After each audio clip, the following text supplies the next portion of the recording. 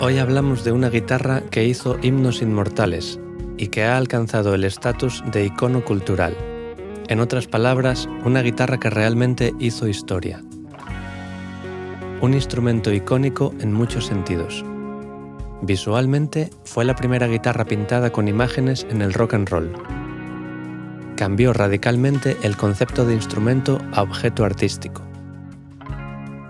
La primera guitarra artística creada por artistas.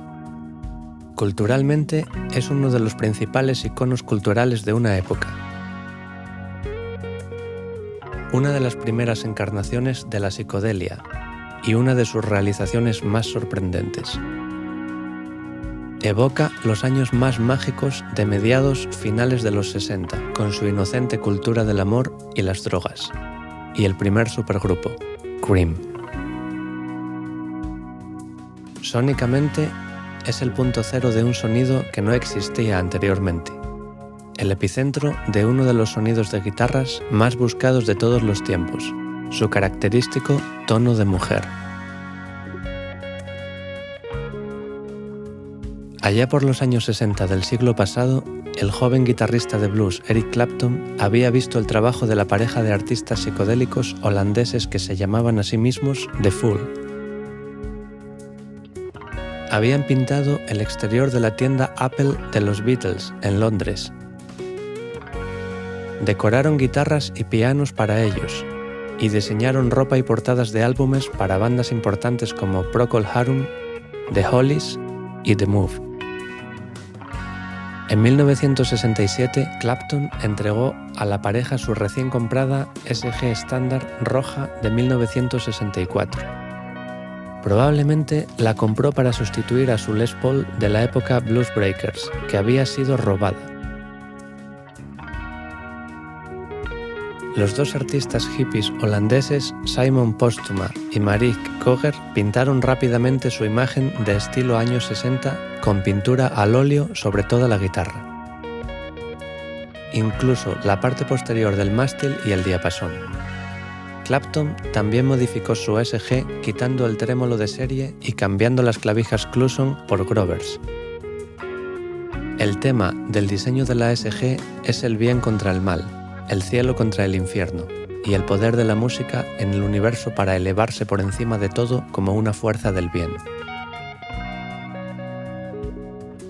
La pieza central de la tapa es un querubín que sostiene un triángulo, rodeado de estrellas amarillas sobre un fondo azul celeste, un sello de The Fool. El peinado rizado del ángel se inspiró en el peinado de Clapton en ese momento.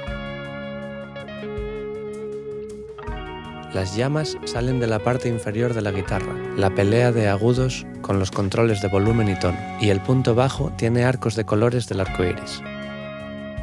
El pickguard contiene un paisaje con montañas y un sol rojo en el horizonte, una miniatura holandesa que representa el paraíso.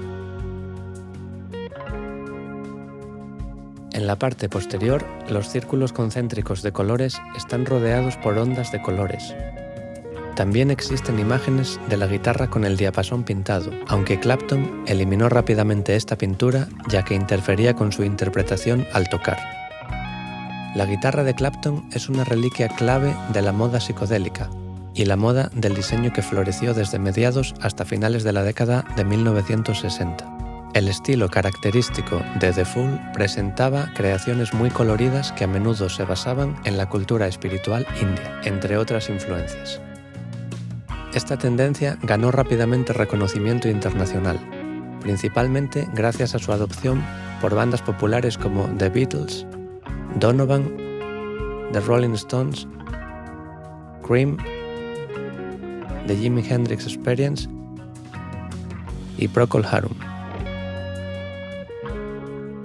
La Fool SG sigue siendo una guitarra importante y de gran valor, y junto con la guitarra Rocky de George Harrison es uno de los pocos instrumentos originales del periodo de la música psicodélica británica que ha sobrevivido relativamente intacto.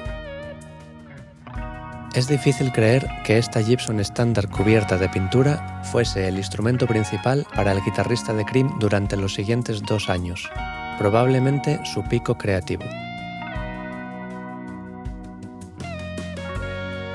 Se usó en todo el LP Disraeli Gears de 1967 y apareció en Wheels of Fire de 1968 y en 2 álbumes en vivo.